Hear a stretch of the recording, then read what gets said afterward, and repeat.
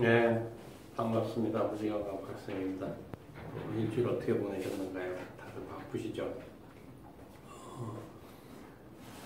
현대인들은 너무 바쁜 것 같아요. 약간의 숨을 좀 고를 필요는 좀 있는 것 같아요.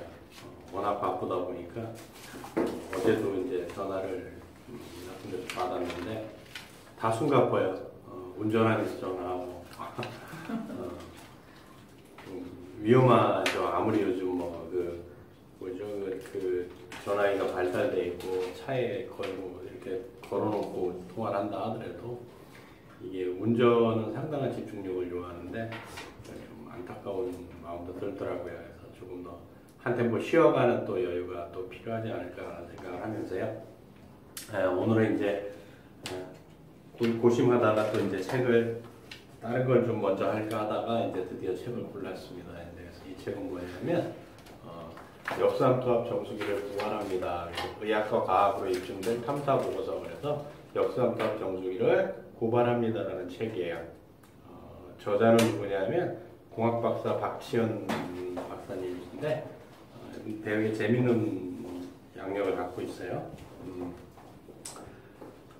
울산 MBC에서 근무하는 PD예요. 환경 관련 탐사 보도 전문 기자로 일해오면서 보도국 보도 제작 부장과 기획 특집장, 탐사 보도 부장을 거쳐서 2015년도 현재 울산 MBC 편성 콘텐츠 국장을 맡고 있답니다. 이 책이 2015년도에 나왔거든요. 그러니까 이 사람이 이제 울산 MBC에서 근무를 하는 사람인데 원래 그 전국 방송으로 내보내려고 했다가 이게 불발이 됐어요. 그래서 울산 MBC에서 이제 방송이 됐던 내용이에요. 그런 이제 방송으로 다 못한 것들을 이제 책으로 엮어낸 책이거든요. 근데 이분이 이제 그동안 쭉 해온 이거 기획들을 보게 되면,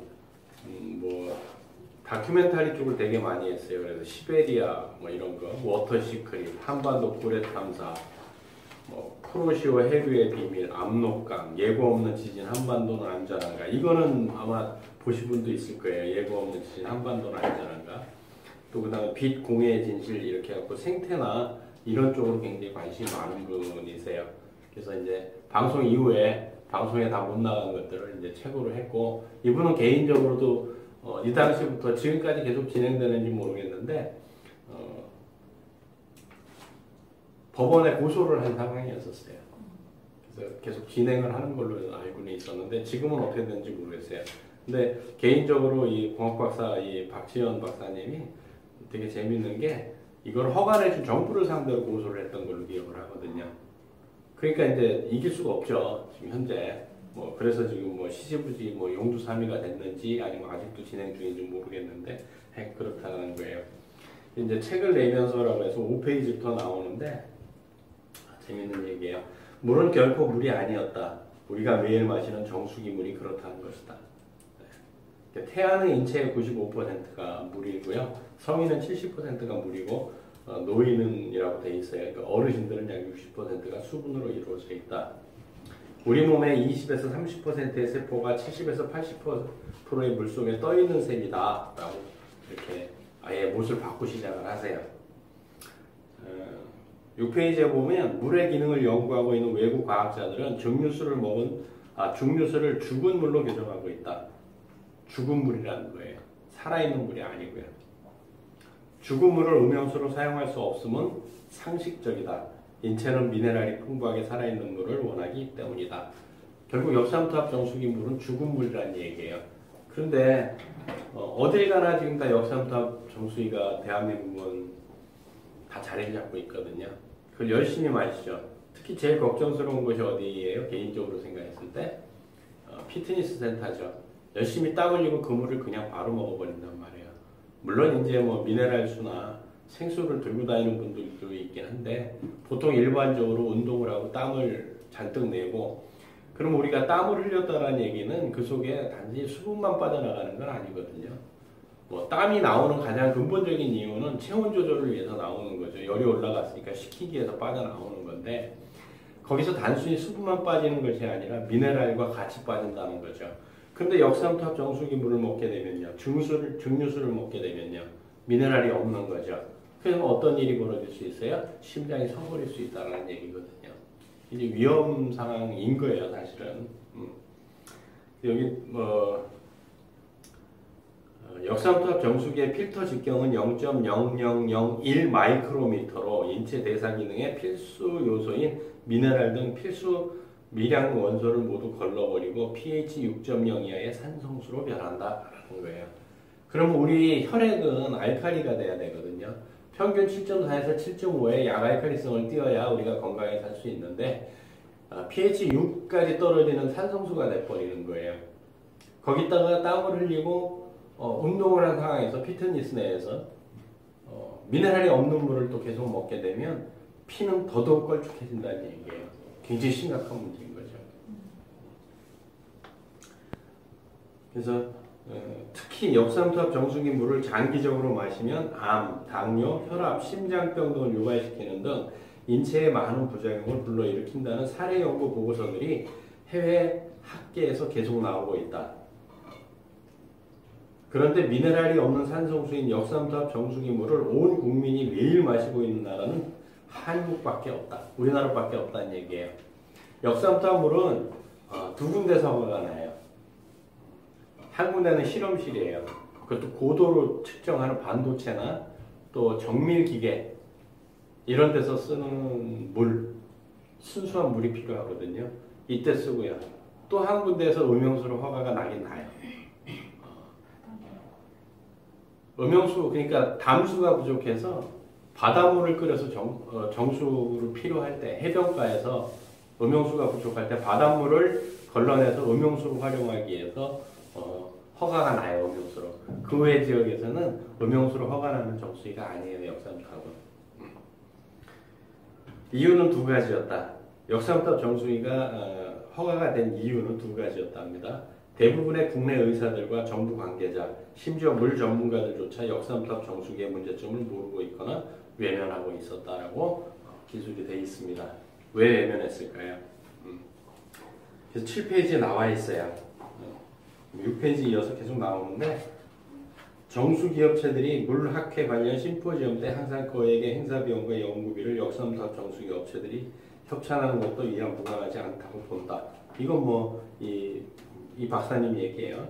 우리나라 국민들이 믿고 마시는 역삼투압 정수기 물이 인체에 부정적인 영향을 미칠 수밖에 없는데도 국내 물 전문가들과 정부 당국이 침묵하는 배경에는 이렇게 정수기 업체들의 로비가 작용하고 있다는 의혹이 제기되고 있다라고 기술을 해놨어요.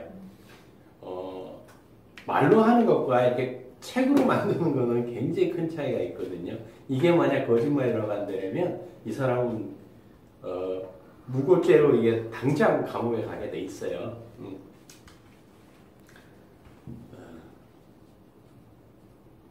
대부분 역삼투압 정수기의 문제점에 공감하면서도 선뜻 나서지 않아 애로가 많았다.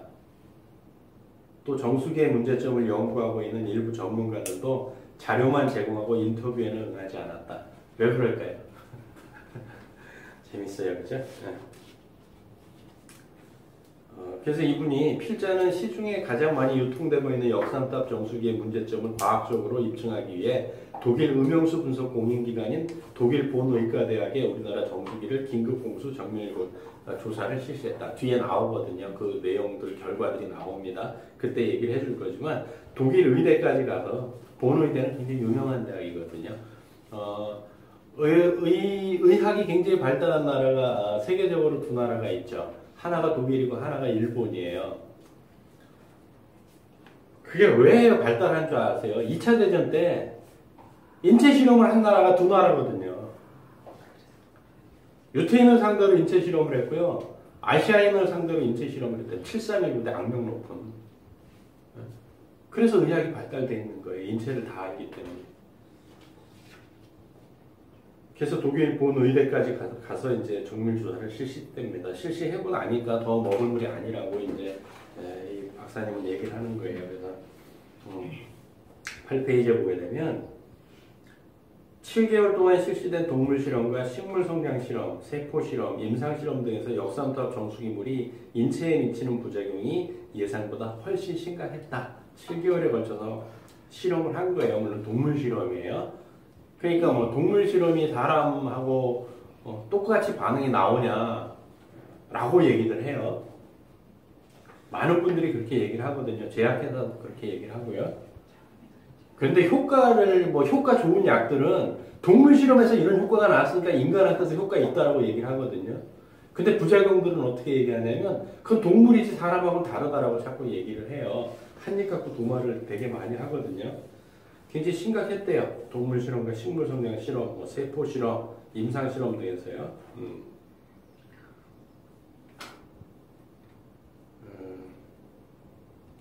대표적 소고화 음식인 육류를 주식으로 하는 미국과 유럽 등에 비해 우리나라 질병 발병률이 높은 이유는 무엇으로 설명할 수 있을까?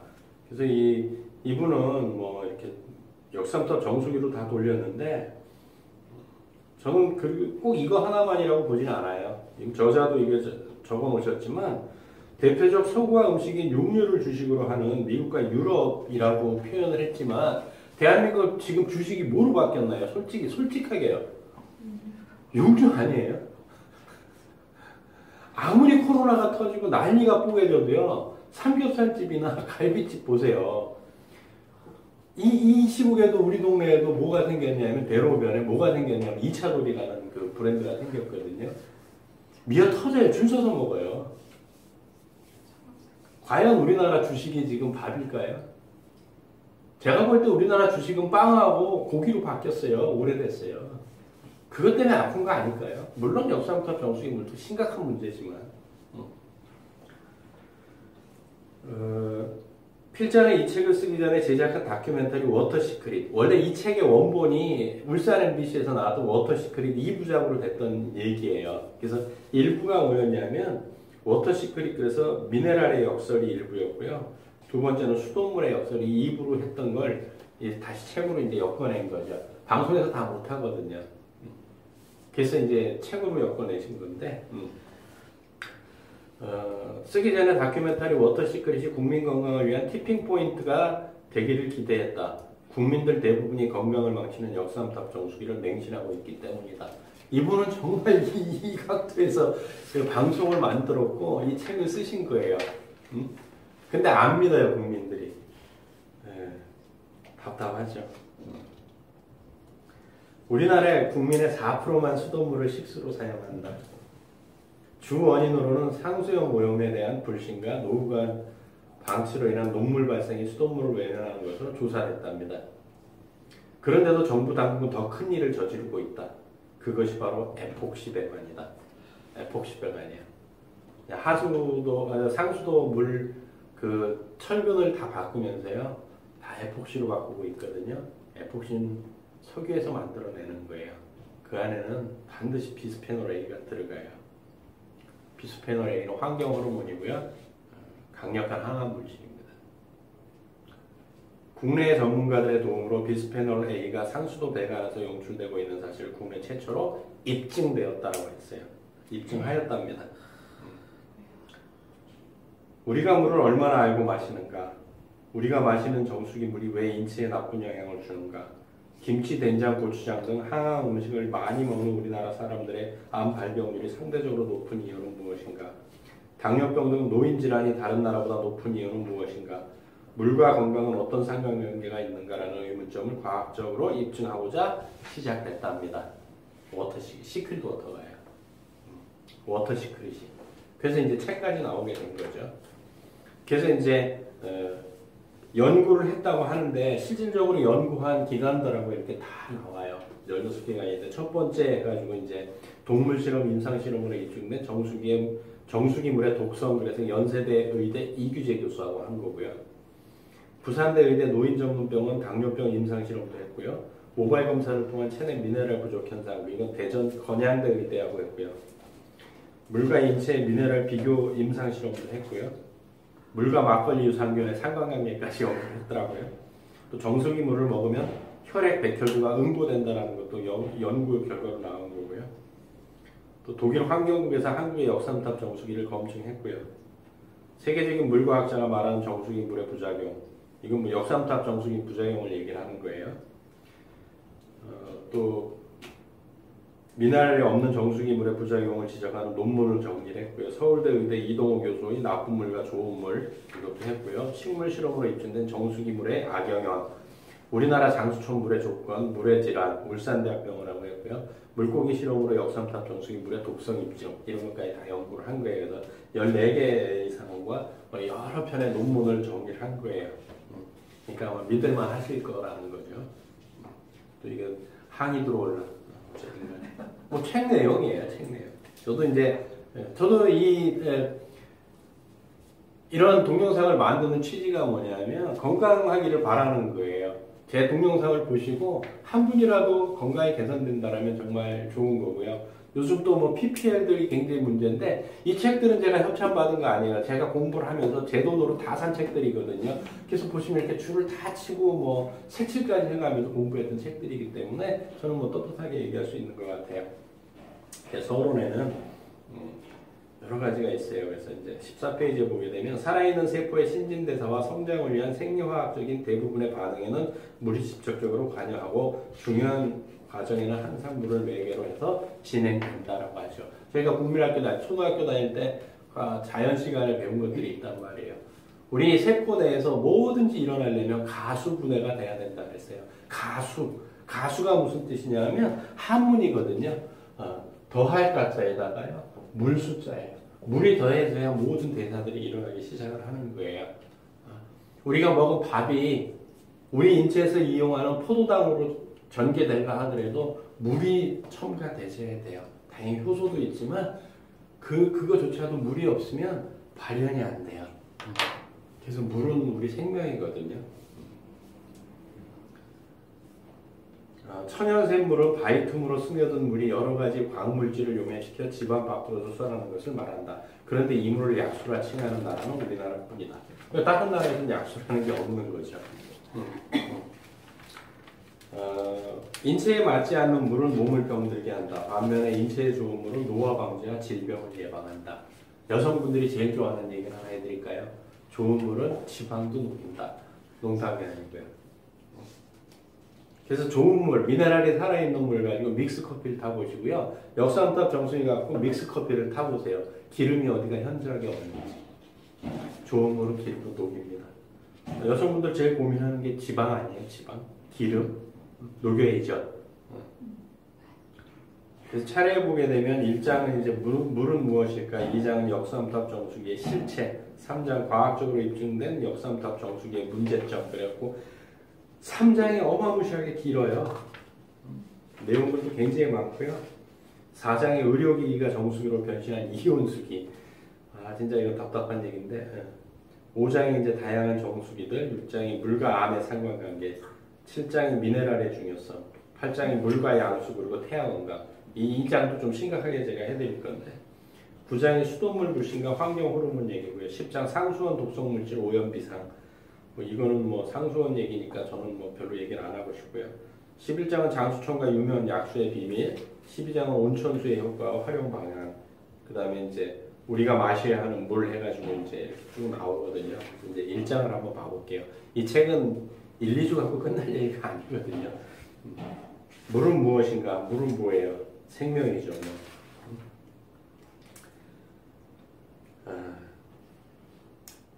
원래는 물은 pH 5.7의 물이 지하에서 미네랄 및 금속 이온 등을 함유하여 pH가 7.4에서 7.6 및 그 외의 다양한 pH를 가진 형태의 물로 변한다. 이렇게 돼 있어요.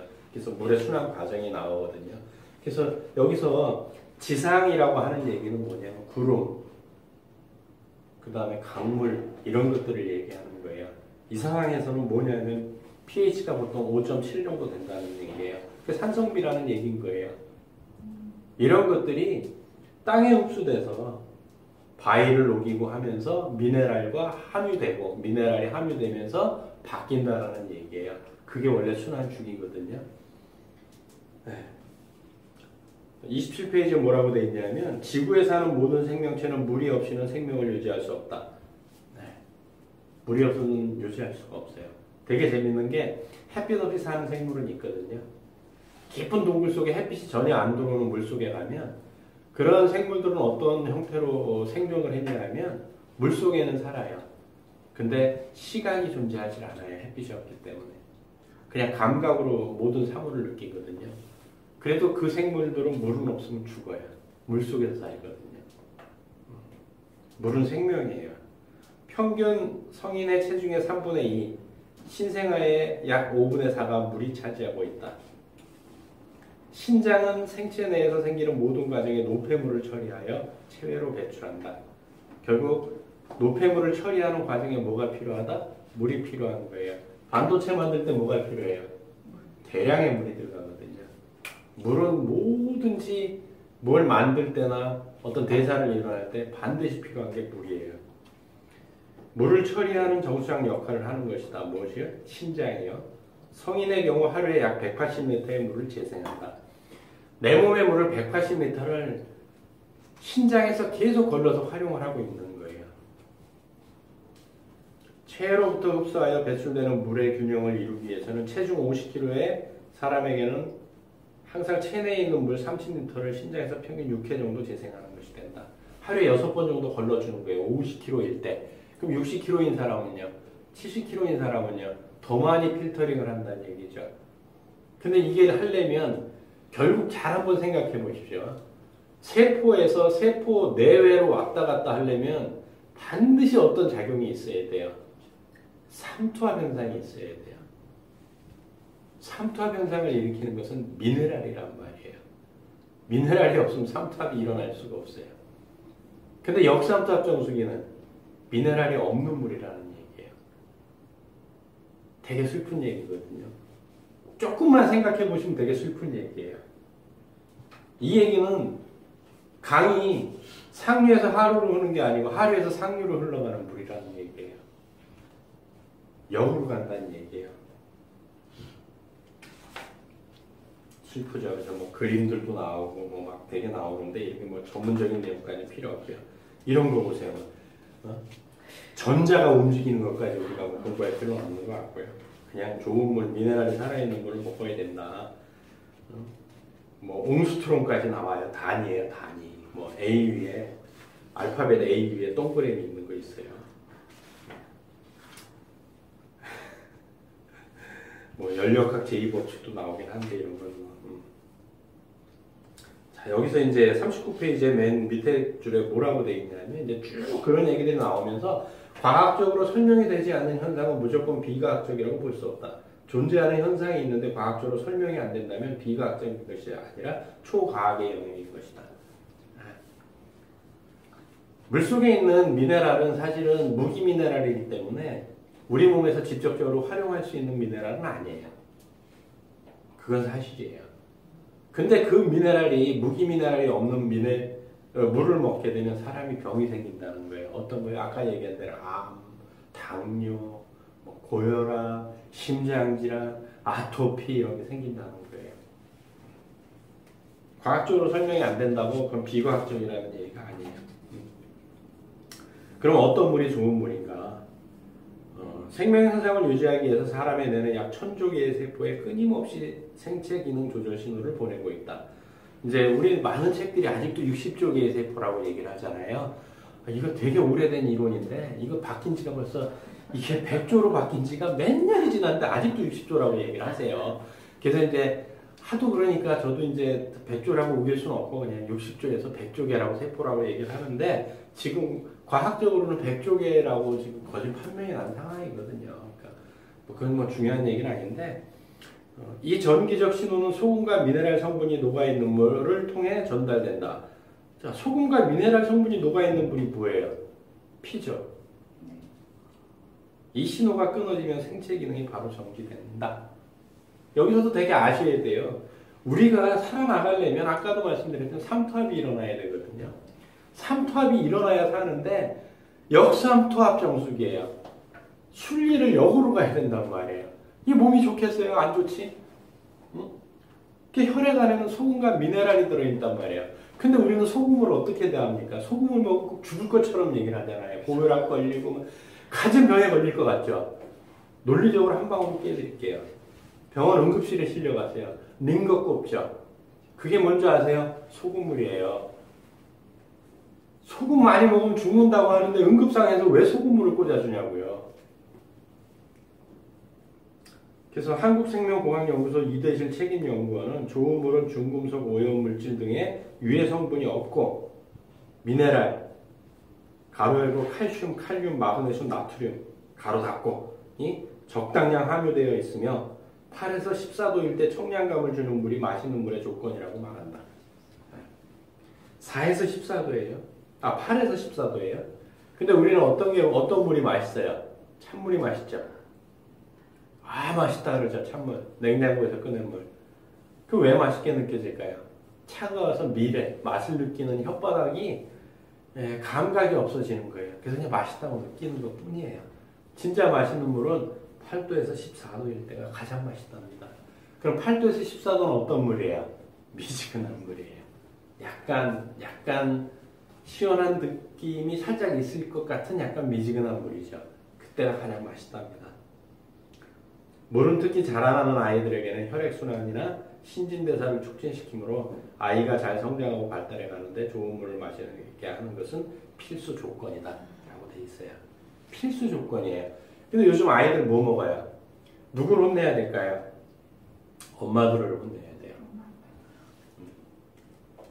제가 한참 강의하기 시작했던 10여 년 전에는 그런 얘기를 했어요. 강의를 할 때 항상 물어봤어요. 아이들 놀이공원 가면 물 먹이세요? 아니면은 조금 먹고 나면 혓바닥 파래지는 거 먹이세요? 다 파래지는 거 먹이고 있었어요. 그래서 저는 옛날 거를 얘기를 했더니 요즘 그거 안 먹이는데요. 누가 손을 들고 한 여성분이 그러더라고요. 뭐 먹여요? 그랬더니 뽀로로 먹인대요. 뽀로로나 그거나 뭐.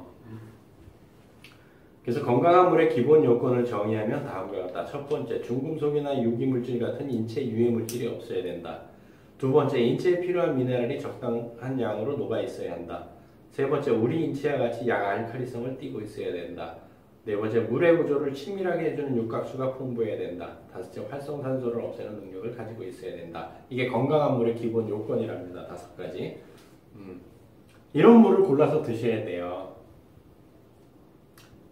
물이 30초 만에 혈관에 도착한다는 사실을 비춰볼 때 더러워진 혈액을 깨끗하게 하고 만병의 근원이라는 활성산소를 없애려면 반드시 약알칼리성의 미네랄을 갖고 있어야 한다는 것.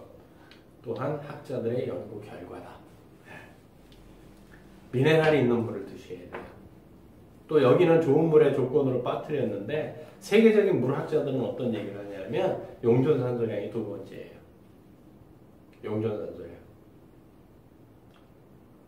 건강한 물, 몸에 좋은 물을 마시는 것은 질병의 예방과도 밀접한 관계가 있다.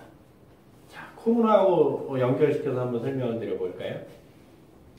우리 면역이 제일 먼저 무너지는 곳이 어디냐면 점막이에요, 점막. 자, 코로나 검사할 때 어디 해요? 코. 코로나라서 코를 하는 게 아니고요. 코나 목을 검사하죠. 거기서 채취를 한단 말이에요.